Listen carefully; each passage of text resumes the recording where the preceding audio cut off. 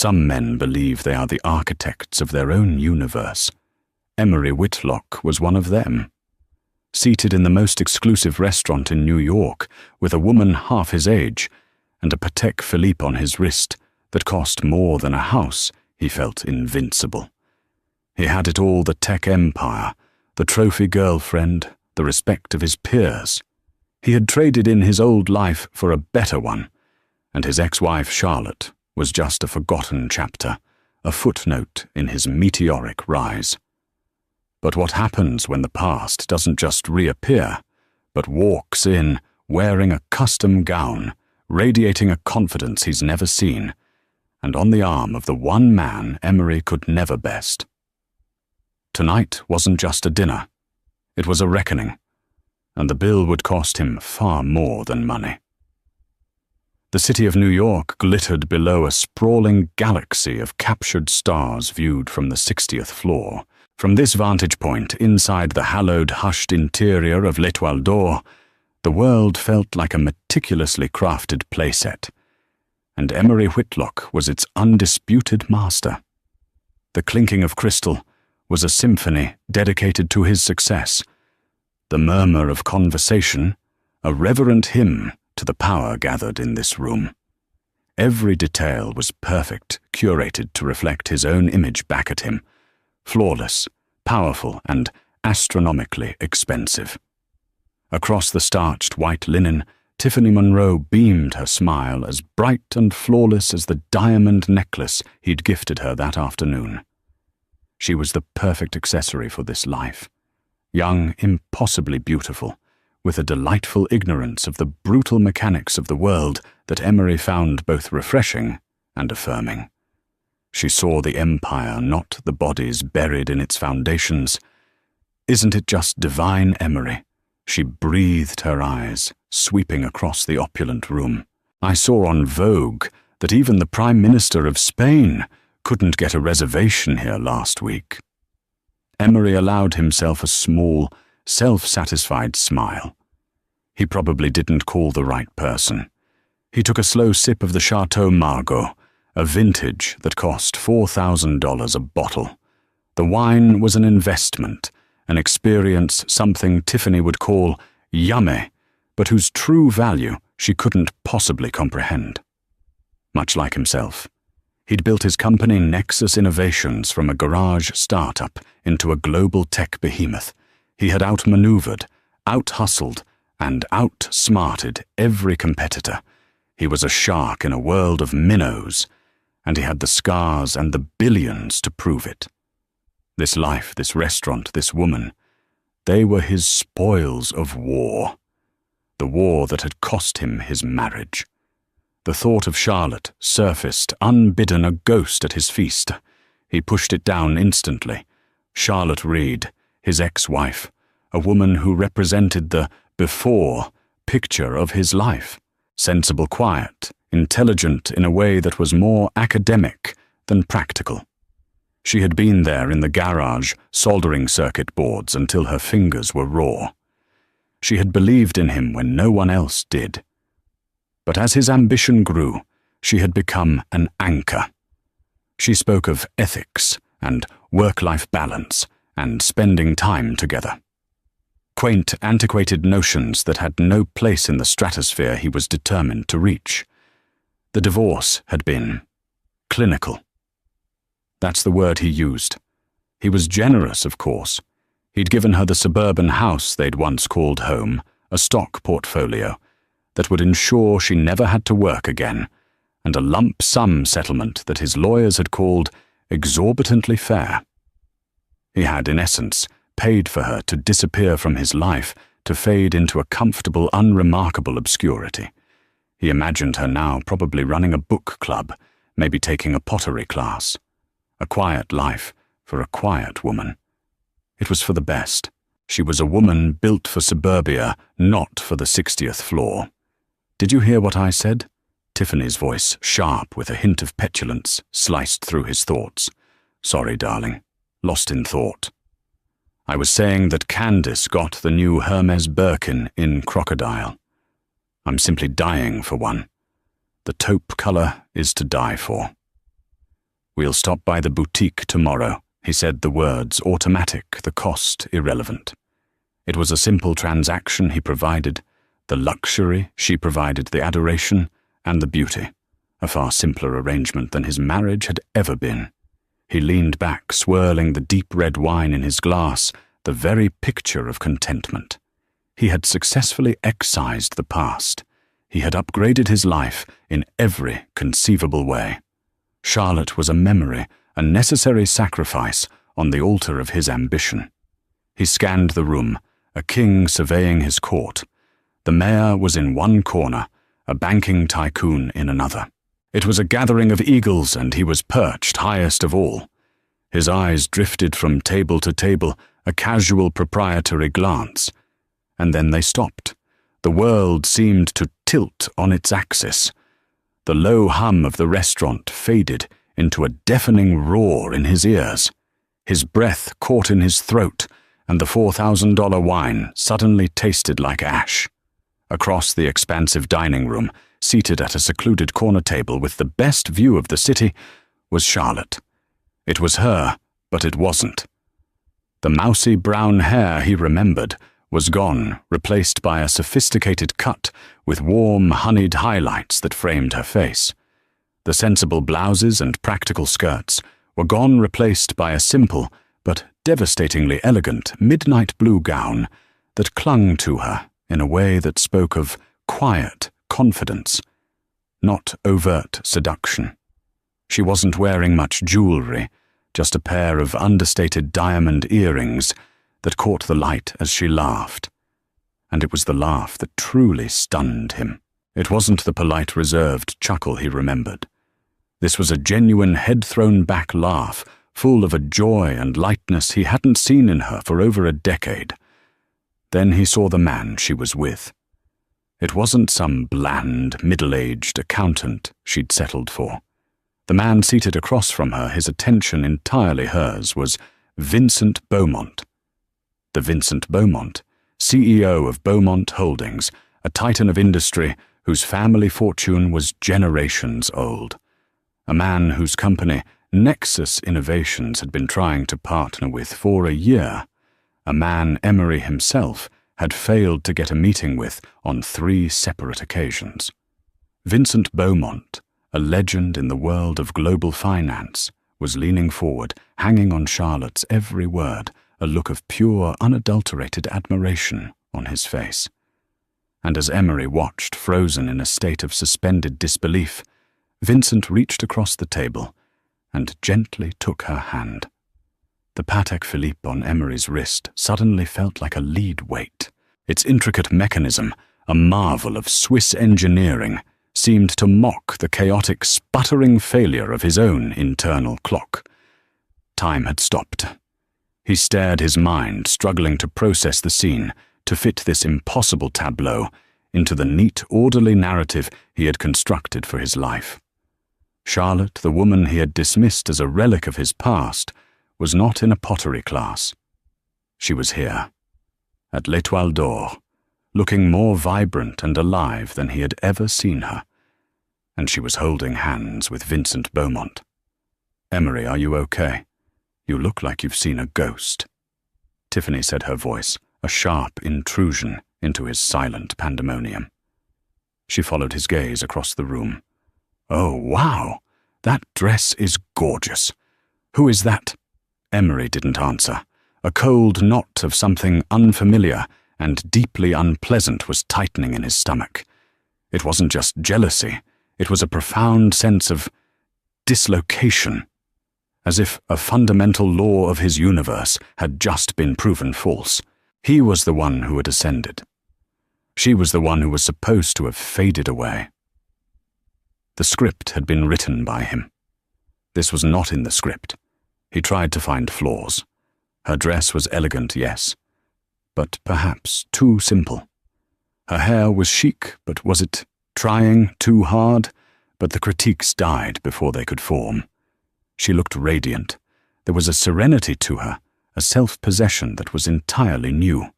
The Charlotte he knew was often fraught with a quiet anxiety, a byproduct of living with a man whose ambition was a runaway train. This woman was perfectly still, perfectly centered, even as she laughed with one of the most powerful men in the country. "Do you know her?" Tiffany pressed a flicker of insecurity in her eyes. "She's pretty for someone older." "She's my ex-wife." Emery managed to say the words, feeling foreign and metallic in his mouth. Tiffany's perfectly sculpted eyebrows shot up. "That's Charlotte, the one you said, the one who lives in New Jersey." "I assumed she still did." He muttered, his eyes still locked on the couple. He watched as a sommelier, a man who had approached Emery's own table with an air of near-divine reverence, practically bowed before Vincent and Charlotte. Vincent gestured for him to pour more wine, never taking his eyes off Charlotte. They were in their own world, a bubble of intimacy and shared amusement that felt impenetrable. What were they talking about? What could his quiet, bookish Charlotte possibly have to say that would so captivate a man like Vincent Beaumont? Emery's mind raced through a Rolodex of condescending possibilities. Was she telling him about her garden, her favorite novels? Was he simply slumming it, indulging a new, uncharacteristically plain romantic interest? That wasn't the look on Beaumont's face. It wasn't indulgence. It was respect. A waiter arrived with their appetizers, a delicate tower of seared foie gras for him, a glistening platter of oysters for Tiffany. The sight of the food turned his stomach. "Aren't you going to eat?" Tiffany asked, already daintily, sipping one of the oysters. "It's divine." "Not hungry." His voice was clipped. He picked up his phone, his thumb hovering over his contacts. He could call his private investigator. He could have a full dossier on Charlotte's life within the hour. Where she lived, who she saw, what she did. But something stopped him. It felt desperate. And Emery Whitlock was never desperate. Instead, he tried to play it cool, to regain control of the situation, at least within his own mind. He was Emery Whitlock. He was the headline. She was a footnote. This was a fluke, a statistical anomaly, a lucky date. Maybe she'd won a charity auction, a dinner with a CEO. Yes, that must be it. It was the only explanation that made sense, the only one that kept his world properly aligned. He took a large gulp of wine, the expensive liquid doing nothing to soothe the fire in his gut. He attempted to turn his attention back to Tiffany, who was now taking a selfie with her oysters, the flash a jarring burst of light in the dim restaurant. "The lighting in here is everything," she murmured, tapping away at her phone, adding filters. "Candace is going to be so jealous." Normally her vanity amused him. It was part of the package. But tonight it felt grating, vapid. He looked from Tiffany, pouting at her phone screen, to Charlotte, who was now engaged in an intense, quiet conversation with Vincent, her expression intelligent and focused. The comparison was a sudden, violent shock, like plunging into icy water. For the first time, he saw Tiffany not as a vibrant upgrade, but as a pale, one-dimensional caricature. He watched as Charlotte gestured with her hands, explaining something with an animation he hadn't seen in years. Vincent listened, nodded, and then replied, his own expression one of deep concentration. This was not a date. This was a meeting of minds. The cold knot in his stomach tightened into a fist of pure, unadulterated rage. Rage at her for being here. Rage at Beaumont for being with her. But mostly a terrifying, unfamiliar rage at himself for the dawning, horrifying realization that he may have made the biggest miscalculation of his entire life. He had to know. He couldn't just sit there and watch. The uncertainty was a poison seeping into his veins. He had to reassert his position, remind her and himself of the natural order of things. He pushed his chair back, the legs scraping softly against the polished floor. "What are you doing?" Tiffany asked, looking up from her phone, her face a mask of confusion. "I'm going to go say hello," Emery said, his voice a low growl. "It's only polite." Walking across the plush carpet of L'Etoile d'Or felt like crossing a chasm. Each step was a deliberate, calculated effort to project an aura of casual confidence he was nowhere near feeling. The eyes of other diners followed him, recognizing the familiar face from magazine covers and news segments. He was a somebody. He had to remember that. He was Emery Whitlock. As he got closer, fragments of their conversation drifted towards him, snippets that made no sense. The beta test results were phenomenal. A 30% increase in processing efficiency. The firmware patch. Firmware processing efficiency. These weren't topics for a book club. He reached their table just as a wave of laughter subsided. Charlotte looked up and her eyes met his. For a split second, a flicker of the old Charlotte surfaced surprise, a hint of vulnerability. But it was gone as quickly as it came, replaced by a calm, neutral composure that was more unnerving than any anger would have been. "Emery," she said. Her voice was steady, even. Not a question, but a simple statement of fact. "Charlotte, fancy seeing you here," he said, forcing a smile that felt like a grimace. He turned his attention to the man beside her, extending a hand. "Vincent, good to see you. I don't believe we've been formally introduced. Emery Whitlock." Vincent Beaumont rose smoothly to his feet. He was taller than Emery had realized, with a quiet, commanding presence that didn't need to announce itself. He shook Emery's hand firmly. "Mr. Whitlock, of course, I know your work at Nexus. A pleasure." The words were polite, but his eyes were cool, analytical.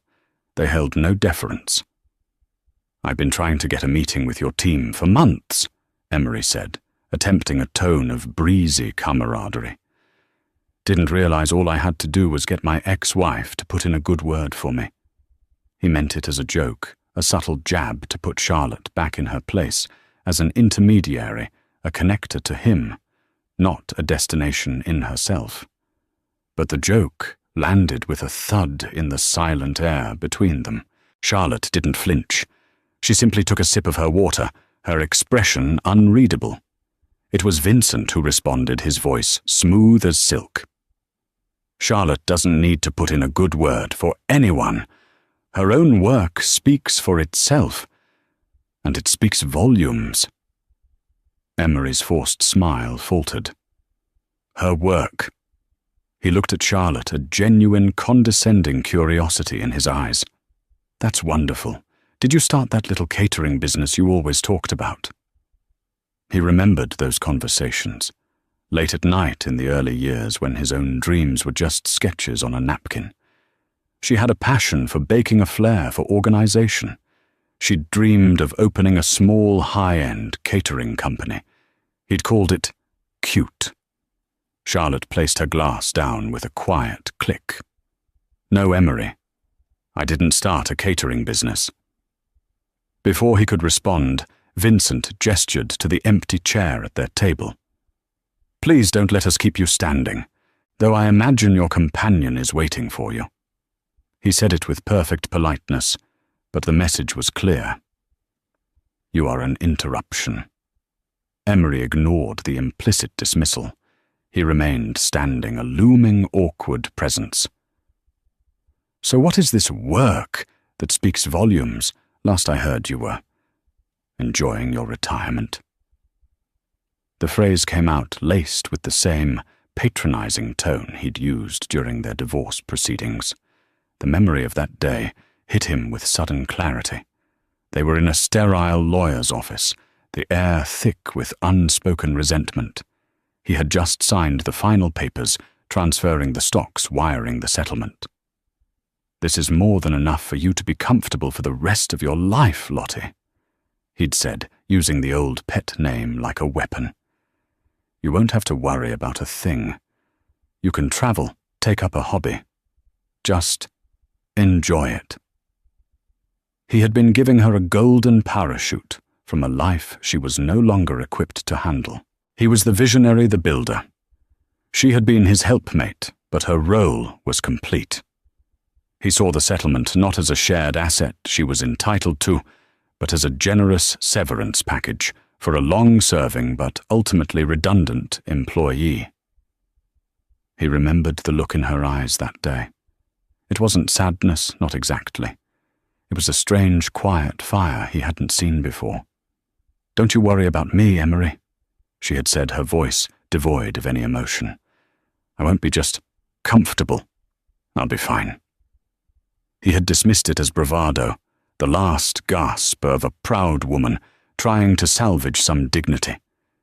He'd even felt a pang of pity for her. What would she do with herself, without him, as her son? What would be the center of her orbit? Now, looking at her in the warm glow of l'Étoile d'Or, that pity curdled into a sickening unease. He had been so wrong. "Retirement didn't suit me," Charlotte said simply, her gaze direct and unflinching. "I decided to get back into the game. The game." Emery laughed, a short, sharp bark of disbelief. "Charlotte, the game has changed since you were soldering motherboards in our garage. This is a different league." "Yes," Vincent Beaumont interjected his voice, cutting through Emery's condescension like a scalpel. "It is a different league, which is why it requires a different kind of player. Someone with vision. Someone who can see the flaws in the current architecture that the established players are too arrogant to notice." Every word was a perfectly aimed dart, and they all hit their mark. Emery felt a flush of heat creep up his neck. He was one of those established players. Was Beaumont talking about him? "I'm not sure I follow," Emery said, his voice strained. Charlotte looked at Vincent, a silent communication passing between them. He gave a slight, almost imperceptible nod. It was a gesture of deference. Vincent Beaumont was deferring to her. She turned her gaze back to Emery, and the serene mask dropped, revealing the steel beneath. "You know the settlement you were so proud of, Emery, the one you thought would buy me a lifetime of quiet obscurity." She began, her voice low, but carrying an incredible weight. "I didn't buy a villa in Tuscany. I didn't take up pottery." She leaned forward slightly, and for the first time that night, Emery felt a genuine tremor of fear. "I used it as seed money. I founded a company. It's called Ethelred Logic." The name meant nothing to him. It was just a strange, archaic-sounding word. "Ethelred Logic. What is that?" "Some kind of consulting firm." A slow smile spread across Charlotte's face, and it was the most terrifying thing Emery had ever seen. "Not exactly," she said. "We design and fabricate next-generation AI processing cores. We've developed a new proprietary architecture. It's faster, more efficient, and more secure than anything currently on the market." She paused, letting the words hang in the air. "Including the ones your company Nexus Innovations has been building its entire empire on for the past 5 years. The world tilted again, more violently this time. Emery felt a wave of vertigo so intense he instinctively gripped the back of the empty chair to steady himself. The ambient noise of the restaurant, the string quartet playing softly in the background, the distant laughter, it all warped into a dissonant, meaningless hum. AI processing cores, proprietary architecture, faster than anything on the market. The phrases slammed into his consciousness like wrecking balls. This wasn't a hobby. This wasn't a little business. This was a direct existential threat. Nexus Innovations' market dominance was built entirely on the speed and efficiency of its processing chips. They were the industry standard. They were his cash cow, his crown jewel. That's not possible." He stammered the words hollow. "That field requires hundreds of millions in R&D fabrication plants, a world-class engineering team. You can't just..." start a company like that with a divorce settlement. He was pleading, not just arguing, pleading with reality to reassert itself, to conform to the rules he understood. Charlotte's smile remained calm and unwavering. "You're right," she conceded. "You can't do it with just a settlement. But you can do it if that settlement gets you in the door. If it allows you to build a working prototype that's so undeniably revolutionary, it attracts the right kind of attention." She glanced at Vincent Beaumont, who was watching Emery with a dispassionate, almost clinical interest, like a biologist observing a specimen under a microscope. Vincent's firm, Beaumont Holdings, led our Series A funding round.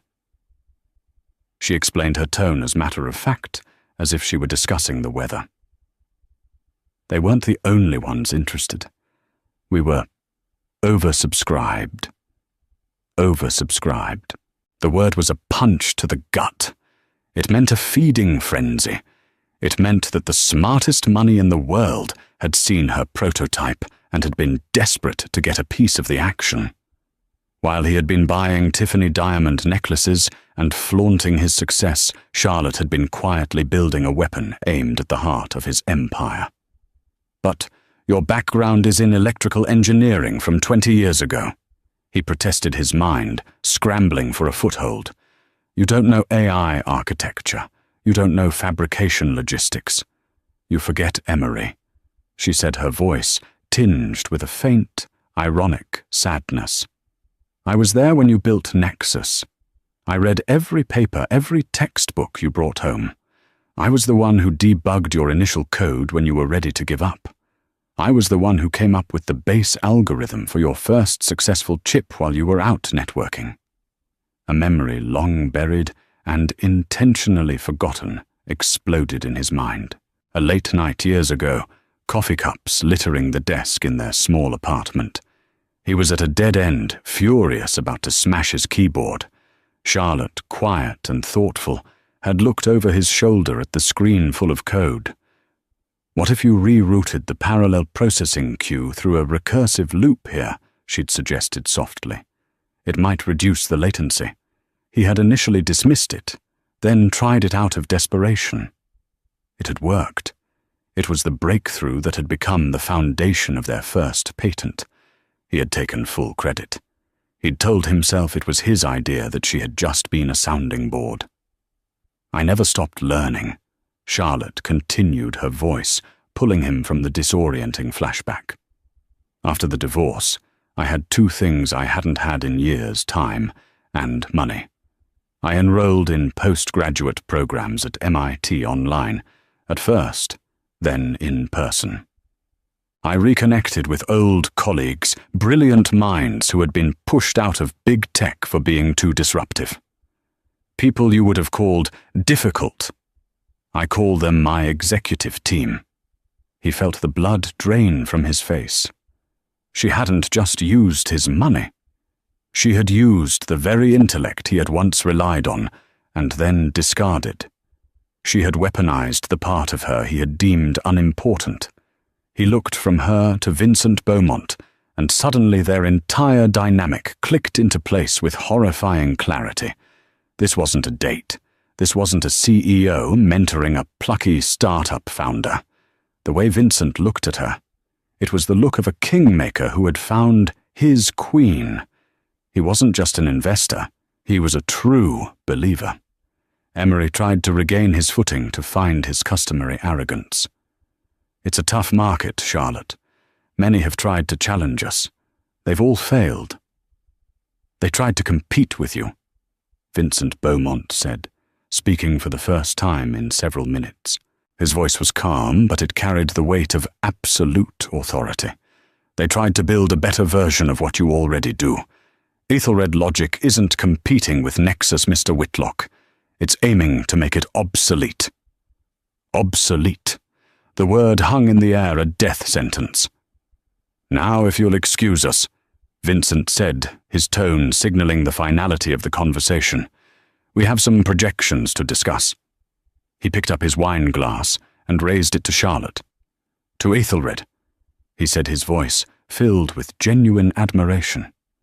"To Ethelred," she replied, her eyes meeting his over the rim of her glass. In that single shared glance, Emery saw it all: the partnership, the mutual respect, the shared vision. It was a connection far deeper and more powerful than any he had ever had with her or with anyone. They were partners, equals. He was dismissed, an irrelevance at their table. He turned and walked away, not with the confident stride of a king, but with the shuffling gait of a man who had just seen his own ghost. He stumbled back to his table, his legs feeling weak and unsteady. Tiffany was looking at him, her pretty face a mixture of impatience and concern. "What was that all about? You were over there forever? My oysters are getting warm." Emery sank into his chair. He looked at Tiffany, at her perfectly made-up face, her designer dress, her vapid expression, and he felt nothing. He looked at the half-eaten plate of foie gras, a symbol of a wealth that suddenly felt fragile and meaningless. He had thought he'd left Charlotte with a generous settlement. He had thought he was buying her silence. He now realized what he had actually done. He hadn't given her a golden parachute. He had given her the war chest she needed to destroy him.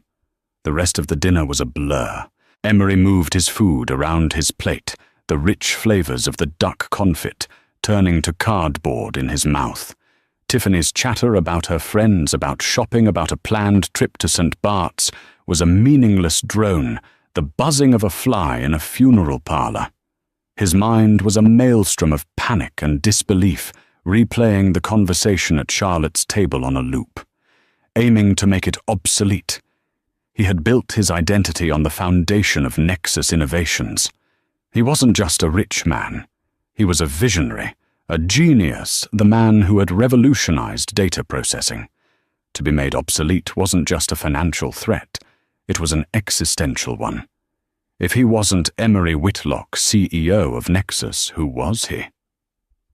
As soon as they were in the back of his chauffeured Maybach, the silence of the car amplifying the frantic noise in his head, he pulled out his phone. His fingers, usually so deft on the touch screen, felt clumsy and thick. "What are you doing?" Tiffany asked, her tone accusatory. "You haven't said 2 words to me all night. You completely embarrassed me storming over there." "I'm busy," he snapped, not looking up from the screen. He typed Ethelred Logic into the search bar. The results were sparse, which was in itself terrifying.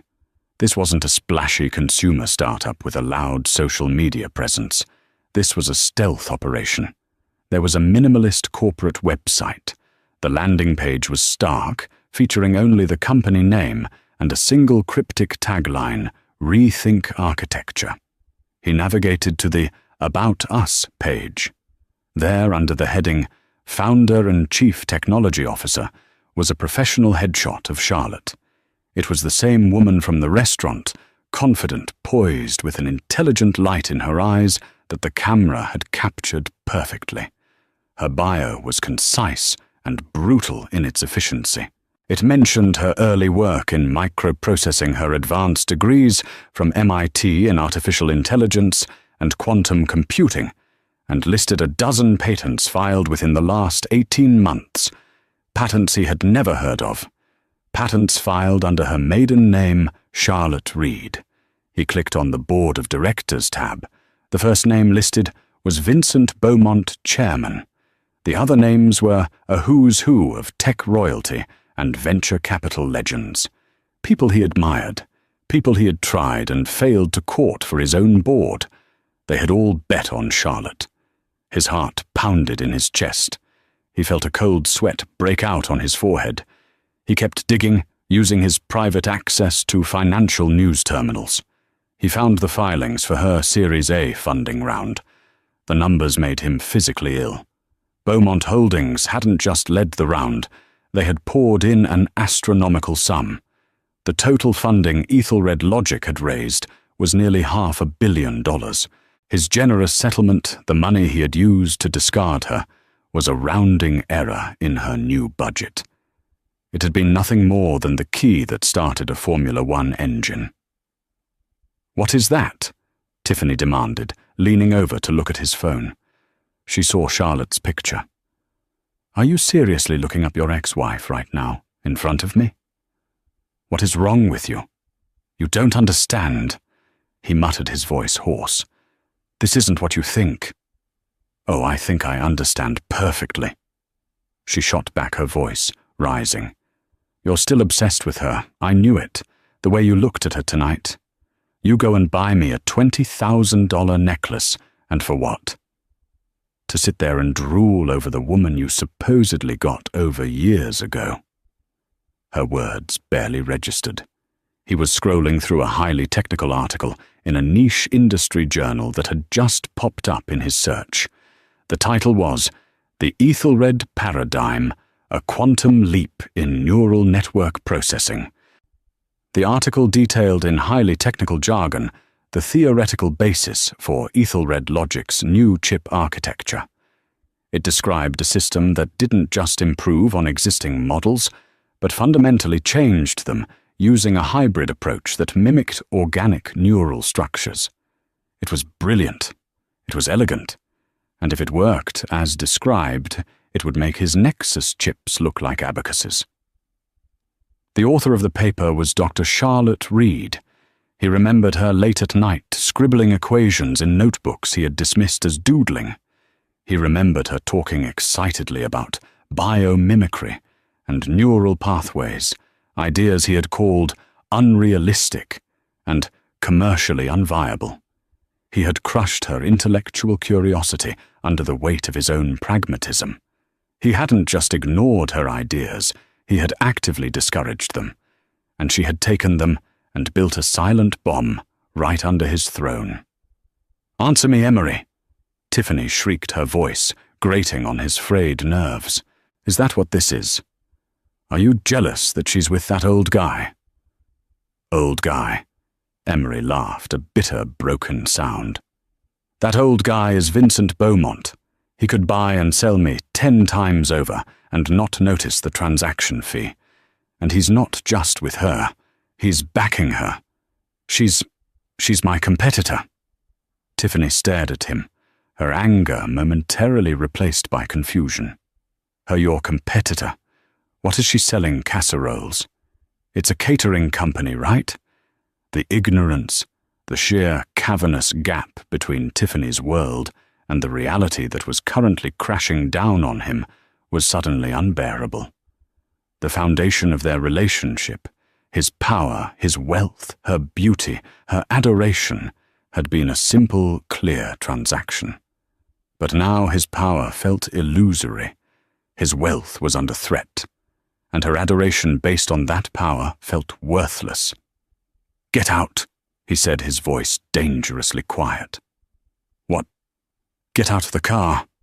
Are you insane? We're on the FDR drive. You can't just kick me out here." "Frank," he barked at the driver through the intercom. "Pull over, now." The driver, a stoic man who had worked for Emery for years and had never heard him raise his voice, glanced in the rearview mirror, his eyes wide. He expertly maneuvered the massive car to the shoulder. "Emery, you can't be serious." Tiffany cried, a note of real fear in her voice now. He turned to her, and she flinched from the look in his eyes. The charming, powerful billionaire was gone. In his place was a desperate, cornered animal. This evening was about me, celebrating my success, and all you could talk about was a handbag. Meanwhile, my entire world was just set on fire, and you're worried about your oysters getting warm. You are a distraction I can no longer afford. Get out." Tears welled in her eyes, smudging her perfect mascara. "But all my things are at your apartment." "I'll have them sent to you," he said coldly. "Now, get out." He pressed a button, and the door beside her unlocked with a soft click. For a moment, she just stared at him, her mouth agape. Then, with a sob of rage and humiliation, She scrambled out of the car, standing on the grimy shoulder of the highway, in her designer gown and heels, as cars whizzed past. Emery didn't look back. "Drive," he ordered the chauffeur. As the Maybach merged back into traffic, leaving Tiffany, a rapidly shrinking figure in the rearview mirror, Emery felt no satisfaction, no sense of control regained. He had shed a distraction, but the threat remained. He looked down at the phone in his hand, at the smiling, confident face of his ex-wife. He hadn't just lost a girlfriend. He had lost the plot. The narrative of his life, so carefully crafted, had been hijacked. He was no longer the hero of his own story. He was about to become the villain in hers. The days that followed the dinner at l'Étoile d'Or were a slow-motion demolition. Emery existed in a state of hyper-alert paranoia. He stalked the halls of his own company, the gleaming glass and steel tower of Nexus Innovations, but it no longer felt like his kingdom. It felt like a museum exhibit, a monument to a soon-to-be-extinct dynasty. He called an emergency meeting with his top engineers, the so-called geniuses he paid millions a year. He threw the technical journal featuring Charlotte's paper onto the polished boardroom table. "Ethelred logic," he said, his voice tight. "What do we know?" Blank stares. A few of the senior researchers shifted uncomfortably. Finally, a young, ambitious engineer named Ben spoke up. "We've heard whispers, sir. Rumors of a new architecture out of a stealth startup. We flagged it for R&D a few months back, but..." "But what?" Emery demanded, his voice dangerously low. But the initial theoretical data seemed fanciful. Another senior engineer, a man named Peterson, whom Emery had headhunted from a competitor, chimed in. It defied conventional models. We dismissed it as academic posturing, not commercially viable. Emery felt a surge of white-hot fury. Not commercially viable. The exact same words he had used to dismiss Charlotte's ideas all those years ago. His own short-sightedness, his own arrogance had been institutionalized. It had become company policy. "You dismissed it," Emery roared, slamming his fist on the table, making the water glasses jump. "You are paid to be visionaries, to anticipate the future, and instead you sat here getting fat and complacent, while my ex-wife was building the weapon that is going to slaughter us all." The room fell into a stunned, terrified silence. The mention of his ex-wife was a shocking breach of the professional wall Emery had always maintained. He spent the next week in a frantic, desperate scramble. He tasked his R&D department with a single objective replicate, Charlotte's work. He poured tens of millions of dollars into the effort, pulling engineers from other projects, demanding they work around the clock. The results were disastrous. The first reports that came back were filled with confusion. The Ethelred architecture wasn't an iteration. It was a revolution. It required a completely different way of thinking. His engineers, brilliant as they were like classical musicians being asked to play free-form jazz. They didn't have the instinct for it. They couldn't replicate the soul of the machine because they didn't understand the philosophy behind it. Worse, he discovered that 2 of his most promising young AI specialists had resigned 3 months ago. A quick, frantic check revealed they had both been hired by a newly funded logic firm in Boston, Ethelred. Charlotte wasn't just outthinking him. She was poaching his best talent from under his nose. She knew exactly who to target, because she had probably heard him praise their work at the dinner table years ago. She was using his own life against him. His personal life was in shambles. The news of him abandoning Tiffany on the highway had, of course, leaked to the tabloids. He was painted as a heartless monster, a narrative that his rivals gleefully amplified. His meticulously curated public image was cracking. He didn't care. Tiffany was a ghost, a symptom of the disease of his hubris. The real problem was Charlotte. He started seeing her everywhere, not literally, but in the architecture of his own life. He'd walk through the minimalist open-plan office of Nexus, an office design she had sketched on a napkin, once arguing it would foster collaboration, a design he had implemented years after she was gone and taken credit for. He'd use a piece of software whose user interface was based on principles of intuitive design she had championed. Her fingerprints were all over his success, and he had never not once acknowledged it. One evening, unable to sleep, he found himself in the vast walk-in closet of his penthouse.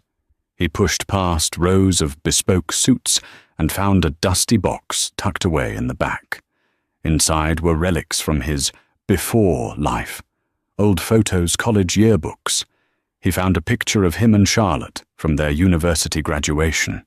He was thin, eager, a fire in his eyes. She was beside him, her arm linked through his, looking at him with a gaze of such profound belief and love that it physically hurt to see. She wasn't looking at the camera.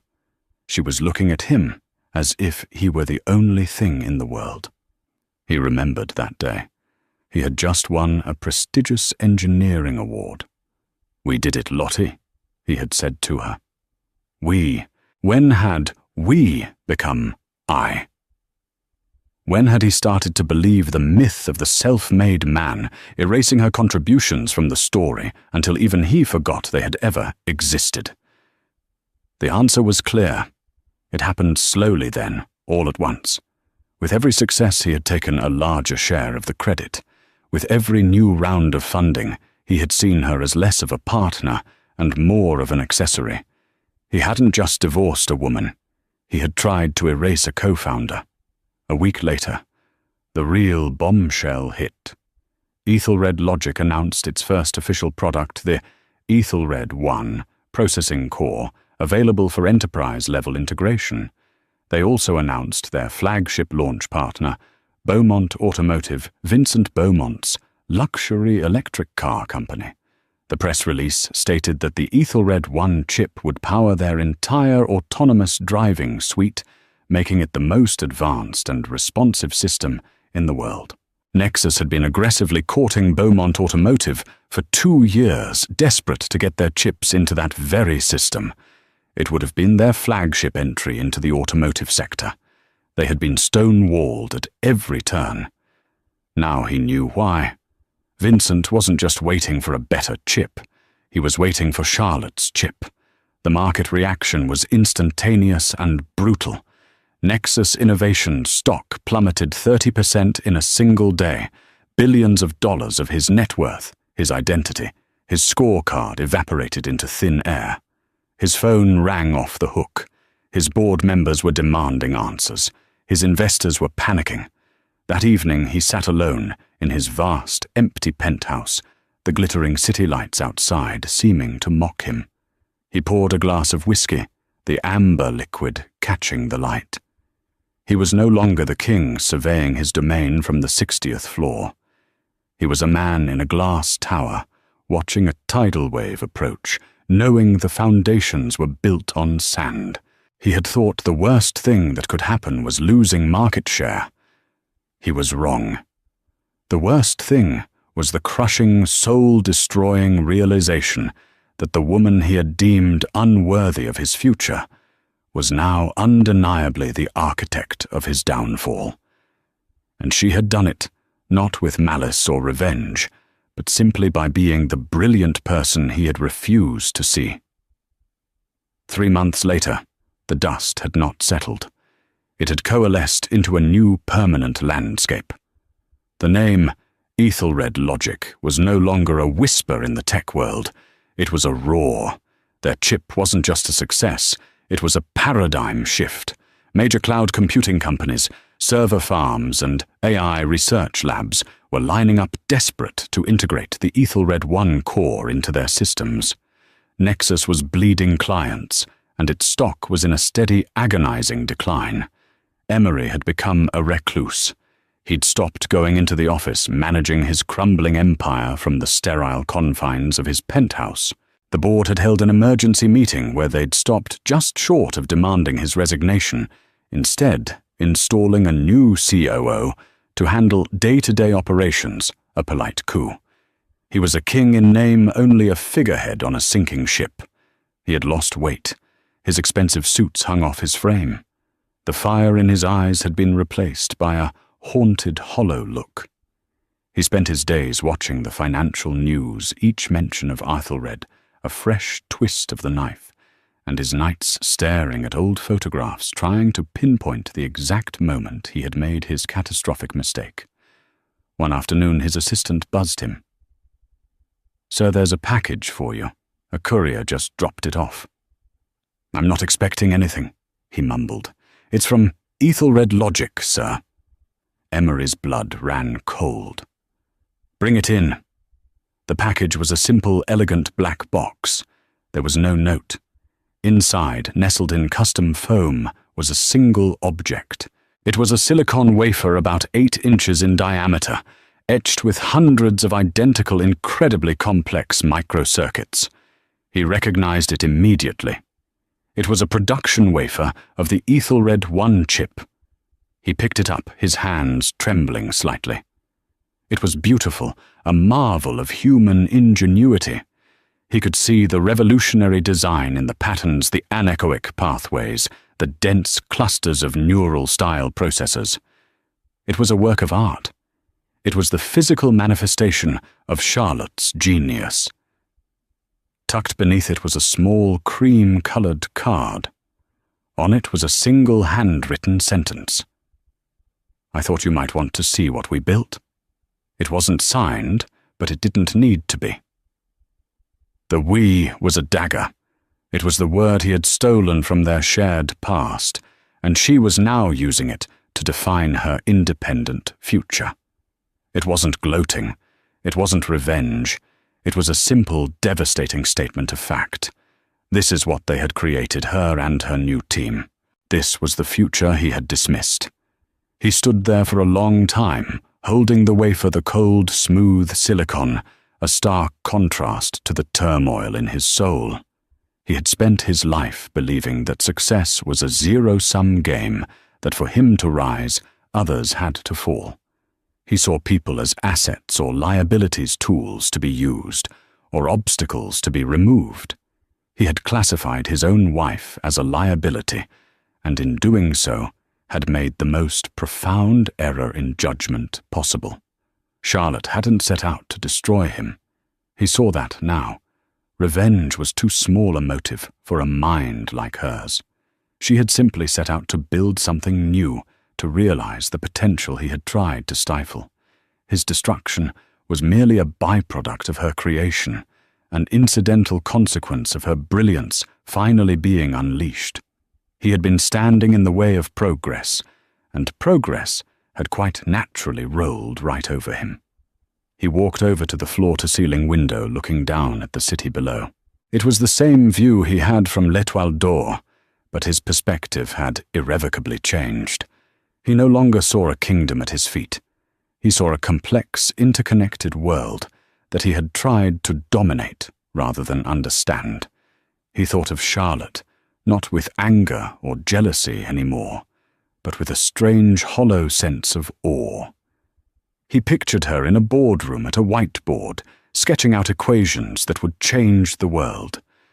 She was finally in her element, unburdened by his ego. And Vincent Beaumont. He wasn't just a suitor. He was a partner who had seen her worth from the beginning, who hadn't needed her to be small, for him to feel big. Emery looked at the Ethelred wafer in his hand, then back at the city. His empire was crumbling, his fortune was diminished, his reputation was in tatters. He had lost everything he thought was important. And in that moment of absolute loss, a strange, terrifying, and yet liberating thought surfaced. He had spent 2 decades building Nexus innovations. It was his life's work. Now it was failing. But the technology inside it, the core ideas, had always been a joint effort. He had a choice. He could fight clinging to the wreckage of his pride and go down in flames, or he could finally acknowledge the truth. He walked to his desk, placed the wafer down gently, and opened his laptop. He began to type, not to his lawyers or his board, but an email to the one person who would understand. He didn't know if she would even read it. But he had to write it. It was a message he should have sent 20 years ago. It began with 3 simple words. You were right. Emery Whitlock's story is a powerful reminder that the true value of a person can never be measured by money or status. He thought he had discarded something simple, only to find out he had thrown away the very blueprint for the future. He looked at his ex-wife Charlotte and saw the past, while she was busy building a new world he couldn't even comprehend. It's a tale of arrogance, karma, and the quiet, unstoppable power of a brilliant mind finally given the freedom to soar. What he lost wasn't just his company or his fortune. He lost the chance to be a part of something truly revolutionary, all because his ego wouldn't let him see the genius sitting right next to him. What do you think was this karma, or was it simply the inevitable outcome of underestimating someone so profoundly? Let us know your thoughts in the comments below. If you were moved by this story of ambition and consequence, please hit that like button, share this video with someone who loves a story of epic revenge, and most importantly, subscribe to our channel for more real-life dramas that will leave you thinking. Thanks for listening.